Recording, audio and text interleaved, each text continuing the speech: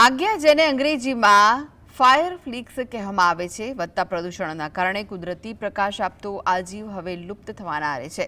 ચોમાસા પહેલા જૂન અને જુલાઈ માસમાં દેખાતા આજ્ઞા ડાંગ જિલ્લાના કેટલાક જંગલોમાં આજે પણ જોવા મળે છે, જેને માણવા અને તેના પર અભ્યાસ કરવા માટે પ્રકૃતિ પ્રેમીઓ અને વાઇલ્ડ લાઇફ ફોટોગ્રાફર્સ ડાંગ જિલ્લામાં આવે છે. ડાંગના કેટલાક ભાગમાં આજ્ઞાનું જંગલ પણ કુદરતી એક ભેટ છે. આ જંગલમાં સાદડ અને અર્જુનના વૃક્ષો વધારે છે, જેના કારણે આજે પણ અહીંયા આજ્ઞાઓ જોવા મળે છે. અહીંના સ્થાનિકો ચોમાસા પહેલા આજ્ઞાને જોવા અને તેના પર અભ્યાસ કરવા માટે આવતા લોકો માટે ખાસ સુવિધા કરે છે.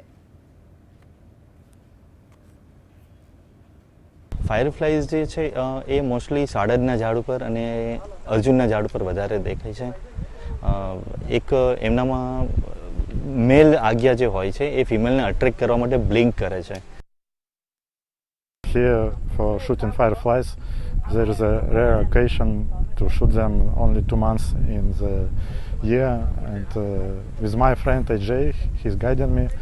I will go around this area and shoot fireflies.